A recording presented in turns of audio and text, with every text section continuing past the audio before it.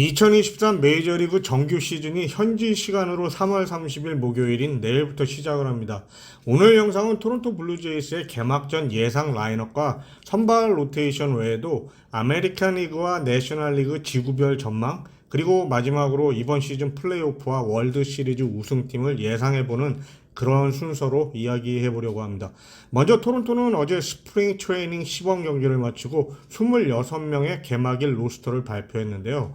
선발 투수는 5명으로 알렉 마노와 케빈 가우스먼, 크리스 배싯, 호세 버리어스, 기쿠치 유세이로 정했고요.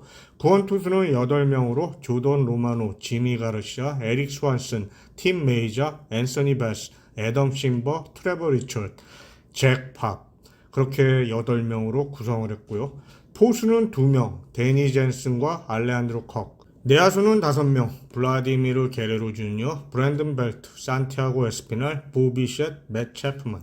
외야수는 4명, 조지 스프링어, 덜튼 바쇼, 케빈 키어마이어, 그리고 어저께 마지막으로 뽑힌 네이선 루크스. 유틸리티로 2명, 윗 메리필드와 케빈 비조, 이상 26명의 선수를 개막일 로스터로 발표를 했습니다. 대부분의 선수들은 이미 예상을 했었고, 마지막으로 남았던 투수와 타자 2명의 자리에는 잭팍과 네이선 루크스가 이름을 올렸는데요. 이번 시즌 토론토 로테이션의 키는 역시 팀의 4선발과 5선발로 내정된 호세 버리어스와 기쿠치가 쥐고 있다고 보여집니다. 여기다가 7, 8월에 팀에 합류하기를 희망하고 있는 류현진 선수 역시 팀의 시즌 후반기에 어떤 영향을 주게 될지도 모르는 것이고요. 만약에 류현진 선수가 10에서 13경기 정도 큰 활약을 해준다면 정말 토론토의 후반기는 어느 누구도 막을 수 없다고 봅니다. 아무튼 기쿠치의 경우는 이번 시범 경기에서 20과 3분의 2이닝 동안 31개의 삼진과 0.87의 ERA를 기록하고 기대 이상의 피칭을 하며 5선발 자리를 잡음 없이 차지했습니다. 반면에 버리오스의 경우는 WBC와 시범 경기에서 지난 시즌에서와 비슷한 모습을 보여줘 아직도 완전한 믿음을 가지게 하지 못하고 있어서 좀 걱정이긴 합니다. 만약에 버리오스가 지난 시즌에서의 부진에서 벗어나 원래의 모습으로 돌아와 준다면 아메리칸 리그 동부뿐만 아니라 월드 시리즈 우승도 충분히 가능하다고 보여지는데 좀 계속해서 지켜봐야 할 것 같습니다. 타선은 역시 1번부터 9번까지 어느 누구도 거를 수 없는 타선이라 더 이상의 설명을 하지 않아도 될 것 같고요. 다만 게레로가 21시즌 같은 MVP 타입 폼으로 다시 돌아온다면 지금도 강한 타선이지만 더욱 강해지겠죠. 참고로 이번 시즌 토론토의 로스터와 예전의 로스터와 비교를 해보면 팀의 뎁스가 상당히 강화가 되었다는 것인데요. 특히 불펜 투수들 중에서 보면 이번 스프링 트레이닝에서 충분히 메이저리그에서 뛸 수 있는 자격을 갖춘 선수들을 일단은 마이너리그에서 시즌을 시작하게 했는데, 이 점은 지난 2년간 토론토를 괴롭혀왔던 불펜의 약점에 대해서 완전하지는 않지만 그래도 어느 정도는 해결을 한 것으로 보여집니다. 파이어볼로 네이피어슨, 마무리가 가능한 줄루에터, 중간 게트를 담당할 트렌트 손튼과 헤이든 융거 등 많은 자원들이 마이너에서 대기를 하고 있으니까요. 그 외에도 선발 투수 유망주 리키 티드먼, 유틸리티로 뛸 수 있는 아리슨 바조와 오토 로페즈 등 162경기를 하는 데 있어서 준비가 잘 된 것으로 보여집니다. 또한 이번 로스터에는 바쇼, 키어마이어, 그리고 벨트 등 그동안 토론토 타선의 문제점으로 지적되어 왔던 좌타자들의 부족을 해결했다는 것이 또 커 보이고요. 외야에서의 수비뿐만 아니라 바뀐 규정으로 스피디한 경기를 주도할 수 있는 좌타자 바쇼와 키어마의 활약에 대해서 많은 기대를 또 해보게 됩니다. 특히 시프트의 제한으로 분리했던 바쇼가 30개의 도루와 30개의 홈런을 기록할 수 있지 않을까 싶어서 또 거기에 대한 기대도 크고요. 벨트 역시 무릎 수술로 예전 샌프란시스코에서의 모습으로만 돌아가 줄 수 있다면 더 이상 설명이 필요 없겠죠. 토론토는 세인루이스와의 원정 3연전을 시작으로 2023 시즌을 시작하게 되는데요. 개막전 선발 투수로는 알렉 마누아가 예상대로 내정되었습니다. 잠깐 스케줄을 보면 시즌 시작 후 첫 10경기는 토론토의 홈구장 로저스 센터의 외야 공사로 인해 원정으로 시작을 하게 되었는데요. 이번 세인루이스와의 3연전을 포함해 캔사시티와의 4연전, 그리고 오타니의 에인절스와의 3연전까지 아주 쉬운 출발은 아닌 것으로 보여집니다. 세인루이스와 캔사시티와의 7경기 투수 매치업을 보면 마일스 미콜라스 대 마누아가 개막전에, 그리고 부상에서 돌아온 잭 플레어티 대 가우스만이 2차전에, 그리고 3차전은 조던 몽고메리 대 크리스 배시지. 그리고 캔사시티 4연전 중 1차전은 브레이디 싱어 대 버리오스, 2차전은 크리스 부비치 대 기구치, 3차전은 잭 그랭키 대 마누아, 그리고 마지막 4차전은 조던 라이슬 대 가우스먼이 등판 예정입니다. 세인루이스와 시즌 개막 3연전이 많이 기대가 되는데요. 특히 마누아가 지난 시즌 시애틀과의 포스트 시즌에서의 부진을 어떻게 만회할 것인지에 대해서도 그렇고, 토론토의 투수들이 세인루이스의 강타자들을 어떻게 상대할지, 또 새로 영입한 선수들은 과연 기대한 만큼의 결과를 보여줄지도 궁금하고요. 개인적으로는 토론토가 첫 7경기에서 5승 2패 정도만 해주고 오타니의 엔젤스를 상대한 후에 홈으로 돌아올 수 있다면 만족할 것 같습니다. 이번에는 각 리그별 지구 우승팀들을 예상해 보겠습니다. 먼저 아메리칸 리그 동부의 경우는 토론토와 양키스가 지구 우승을 놓고 경쟁을 할 것으로 많은 전문가들이 예상을 내놓고 있는데요. 역시 변수는 부상입니다. 양키스의 경우는 현재 선발 로테이션이 부상으로 최소한 한두 달간은 선발 투수들의 공백이 있을 것으로 보여지는데, 이 선발로 점 찍었던 카를로스 로돈과 3선발 루이스 세베리노는 부상으로 언제 복귀를 할지도 모르는 상태이고, 5선발이었던 몬타스는 거의 시즌 아웃된 상태이고요. 거기다가 중견수 해리슨 베이더도 부상으로 빠지면서 가뜩이나 선수 보강이 필요한 외야에 공백이 생겼으니까요. 올해 양키스의 운명은 첫 2달간 팀 로테이션의 문제를 어떻게 해결을 하느냐가 관건이 될 것으로 보여집니다. 자칫하다가는 와일드카드도 진출을 못할 수도 있다고 보거든요. 다른 시즌보다 굉장히 조용하게 오프 시즌을 보낸 템파베이가 역시 이번 시즌도 아메리칸 리그 동부지구의 다크호스로 보는 사람들이 많은데요. 메이저리그 최고의 유망주들을 거느린 팀으로 시즌 내내 풍부한 뎁스를 활용할 수 있는 팀인데다가 리그 최고의 선발 투수 중 한 명인 셰인 맥클라나를 중심으로 한 선발진과 강한 불펜 투수들을 앞세워 매년 플레이오프에 진출을 하고 있는 팀입니다. 특히 이번 시즌은 다른 시즌과 전혀 다르게 진짜 선발 로테이션을 만들어서 시즌을 시작하게 되었다는 게 아주 새롭고요. 오프너 이런 것 없이 제대로 된 선발 투수들을 경기마다 내보낼 수 있게 되었어요.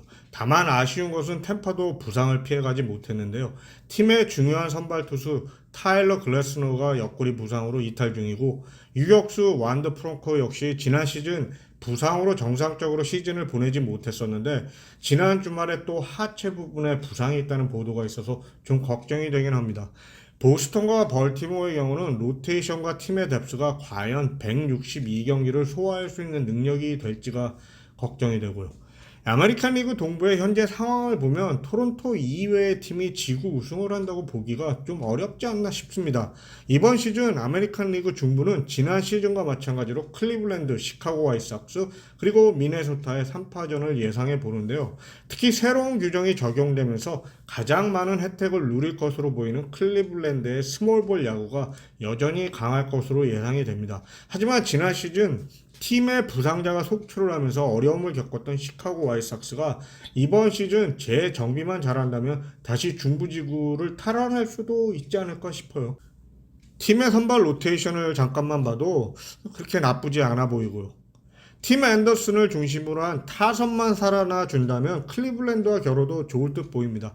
카를로스 코레아와 6년간 계약을 한 미네소타는 전체적으로 라인업은 괜찮아 보여요.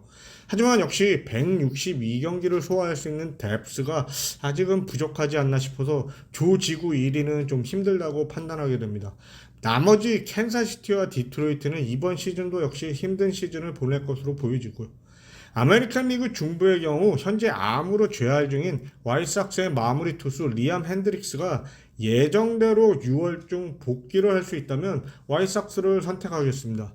마지막으로 아메리칸 리그 서부 같은 경우는 개인적으로 이번 시즌 가장 치열하게, 아메리칸 리그 동부보다도 더 말이죠, 지구 우승을 놓고 싸움을 벌이지 않을까 싶습니다.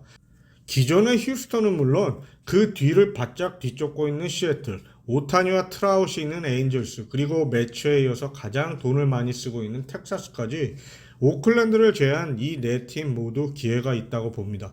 결국 시즌 내내 발생할 부상에서 누가 좀 더 버틸 수 있느냐가 결정을 할 것으로 보여지는데요. 일단 지난 시즌 월드 시리즈에서 우승을 했던 휴스턴이 표면상으로는 당연히 지구 우승을 해야 한다고 보는데 여기에는 다른 의견이 있을 수 없겠죠.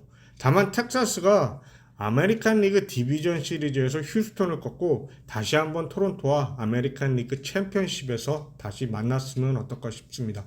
내셔널리그는 설명 없이 그냥 정하겠습니다. 내셔널리그 동부는 뉴욕 매츠, 중부는 세인루이스, 서부는 샌디에고 파드리스. 매츠가 부상이 있다고는 하지만 로테이션이 생각보다 강해요. 셔저, 벌랜더, 생가 등. 서부가 말썽이죠. 많은 전문가들이 샌디에고를 월드 시리즈 우승까지 보는데 개인적으로는 아직 샌디에고의 선발진을 믿지를 못하겠어요. 특히 다르비슈가 과연 이번 시즌도 지난 시즌과 같이 잘 던져줄지 의문도 있고요. 다만 스넬이 평소에는 슬로우 스타터라 시즌 전반기보다 후반기에 잘해주는 선수인데 다음 시즌 FA가 되기 때문에 시즌 전반기부터 잘해준다면 또 모르겠습니다.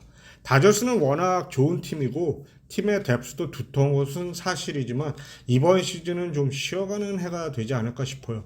마지막으로 이번 시즌 플레이오프와 월드 시리즈 우승팀을 예상해 보면서 마치겠습니다. 먼저 아메리칸 리그 플레이오프 진출팀에 토론토, 휴스턴, 시카고 화이트삭스, 그리고 와일드카드는 양키스, 텍사스, 클리블랜드.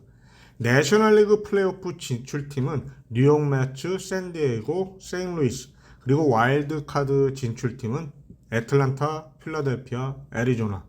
네, 다저스는 제가 여기서 뺐습니다.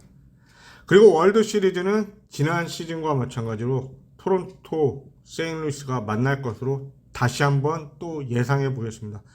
지난 시즌은 완전히 그냥 빗나갔습니다. 마지막으로 한국 선수가 없는 이 시점에서 샌디에고의 김하성 선수를 응원하고 싶지만 이번 시즌이 그렇게 녹록하지 않아 보여서 좀 걱정입니다. 이번 시범 경기에서 멜빈 감독이 김하성 선수를 기용하는 것을 보면서 느낀 게 맥카펜터를 1루수에 얼마나 많이 기용하느냐에 따라서 김하성 선수의 경기 출장과도 연관이 많아질 것이라는 생각이 들어서요. 시범 경기에서 주전들은 경기 후반에 내보내지 않는 게 보통이잖아요. 그런데 멜빈 감독이 이번 시범 경기에서 김하성 선수를 경기 후반부에 넣고 그러더라고요.